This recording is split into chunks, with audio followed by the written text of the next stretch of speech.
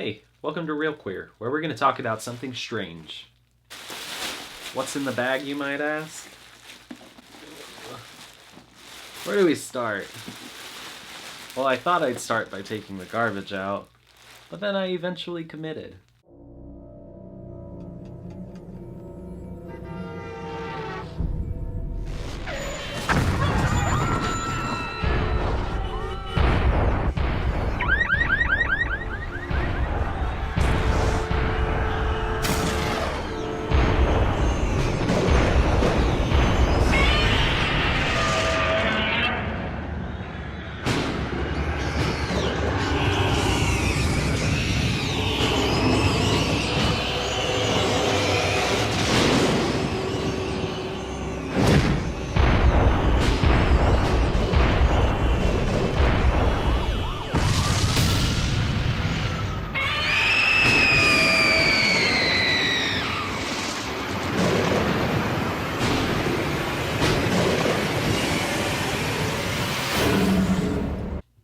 Today we're talking After Dark Horrorfest, the 8 films to die for. For those unfamiliar, the franchise started back in 2006. It consisted of independent films, all from different countries and filmmakers. After Dark Horrorfest ran for a total of 4 years before it vanished in 2010, seemingly replaced by the studio's next venture into original content with After Dark Originals, which ran from 2011 to 2015. That was until 2015 when 8 Films to Die For made its triumphant return. The films premiered on DVD and they run for $20 a pop, so if you're a rich person with an insatiable taste for bad horror films, may I suggest Lumberjack Man. His big ol' pancakes will satiate your hunger, but the price will be your blood. After Dark Horrorfest was accompanied by the studio's first search for their official spokeswoman, Ms. Horrorfest. Emergency services. There's someone in my yard. Stay calm. Officers are on their way. He's in the house. We're looking for someone just like you. This competition was held 3 years running. You can find it as a bonus feature on the DVDs. Think of it as Elvira's Emo Drag Race. I wanted to start the year by watching franchises, so I went from Hellraiser to Children of the Corn. And as if Hellraiser wasn't hell enough, and Children of the Corn wasn't corny enough, I went on to Paranormal Activity, Phantasm, and then Species. I decided Species wasn't enough torture with the constant flashing of boobies and boobies and boobies, so I went on to, you guessed it, After Dark Horrorfest. With all this quarantine, I found myself with plenty of time on my hands and volumes and volumes of films to die for. Or die from, depending on your outlook. So why am I here today? Is it to rip these films a new one? To tell you how bad they were? Nah. I'm just here in hopes that studio head Courtney Solomon will appoint me Miss Horrorfest 2020. Today we're just going to be ranking volumes 1 and 2. So let's start at the bottom of the list, because every list needs a good bottom. Ew, Michelle. So since I forgot to turn on my mic for that 30 minutes that I was filming, I'm just going to skip the synopsis and give you a quick rundown of my thoughts. I want to start by saying that I realize a lot of hard work goes into filmmaking, so this isn't intended to bash any of these films, just give you a genuine response to them. Lake Dead! I wish I were dead after watching this. Pretty hard to get through. This is like if a group of friends who work on a soap opera decided to go spend a weekend filming a horror film. That's Lake Dead. Crazy Eights. So this one was extremely difficult to get through. There's a score that plays throughout the entire film, and I literally wanted to pull my hair out. I don't know whose decision that was, but good on you. And no thank you. Borderland. It's fueled by gay panic, and it actually makes Hostel look like it would have a float at the Pride Parade. Penny Dreadful. Not even her therapist could spend 92 minutes with her. Alive. Unrest. So I actually liked this movie a lot when I was younger. It was one of the first Horrorfest movies that I saw.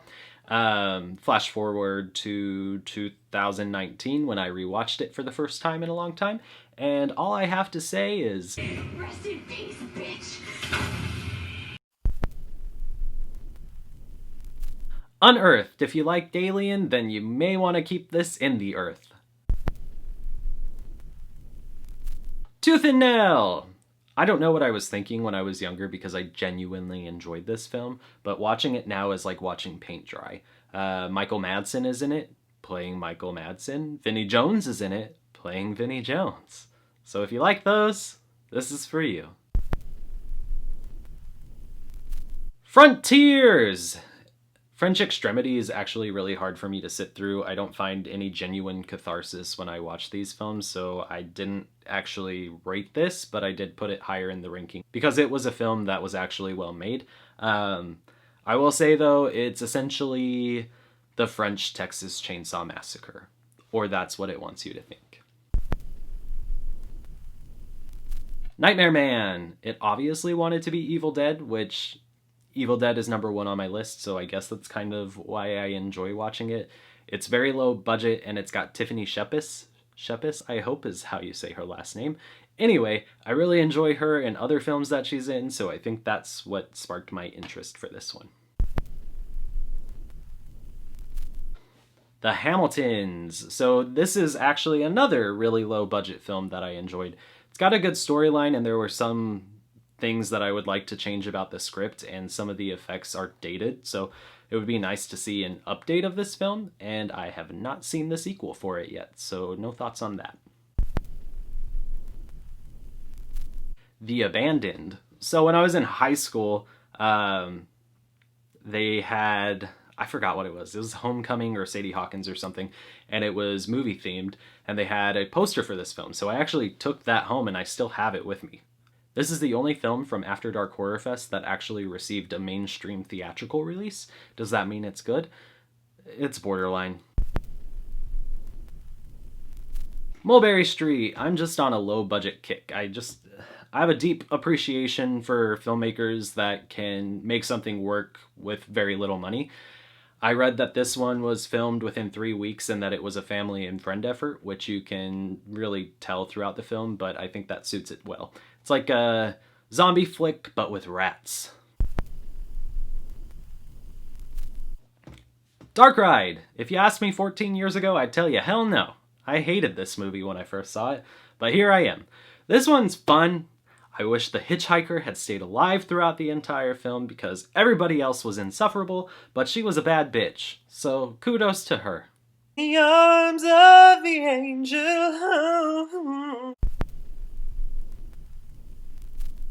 Reincarnation. This one was directed by, I don't know how to say his name, so I'm just going to tell you what he directed. Ju-on and The Grudge. It's actually a pretty fun flick. It's, I would say, one of the better made films of the After Dark Horrorfest. Wicked Little Things. So a fun little story about this. It's really high in my raking. Raking? Am I raking? Am I raking? Wicked Little Things. Yeah, I know, a lot of people wouldn't expect this one to be so far up on the ranking, but I have very fond memories of this film. I watched it with my aunt and my little brother's cousins when I was younger, and it was just a fun experience. So I think to this day it remains that. It's got sentimental value. But last year we had a horror con, and Scout Taylor Compton actually signed my DVD for it, which is awesome, but she wrote Laurie Strode, and her character's name in this is Sarah. Right? The Deaths of Ian Stone. So this one's actually a pretty fun movie. It's more action than it is horror, really, but it's just a genuinely good time. Stan Winston produced it. You know him from Terminator 2, Aliens, Jurassic Park, Wrong Turn. So if you get a kick out of his stuff, definitely check out The Deaths of Ian Stone. Really had a tough time saying The Deaths of Ian Stone. The Grave Dancers. Probably only number 1 on my list because Claire Kramer's in it. If you're familiar with Claire Kramer, she is Glorificus Glory from Buffy Season 5, one of the best villains, and I will not talk about it any further, but this movie is a genuine good time. It's spooky, and it's just, I don't know, a lot of sentimental value. It was the first Horrorfest film that I watched, so if you're to watch any of them, watch this one, and then comment and tell me that you hate me if you didn't like it. That's fine. I'll take the heat for it. Thanks for tuning in. That took hours to make, so I really do appreciate you actually watching this.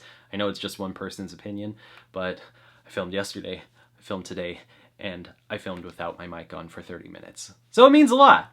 If you guys enjoyed this, I will be working on my rankings for the 3rd and the 4th coming soon. The 5th I will maybe do, just depends. I will have to rent all of those off the Microsoft Store because that's the cheapest place to get them. So if you enjoyed this, please subscribe. That was Real Queer. See you later. I don't have intro or outro music, so how about this? Rest in peace, bitch. Rest in peace, bitch. Rest in peace, bitch. Do do do do do. I was just recording for like 30 minutes and I just realized my mic hasn't been on, so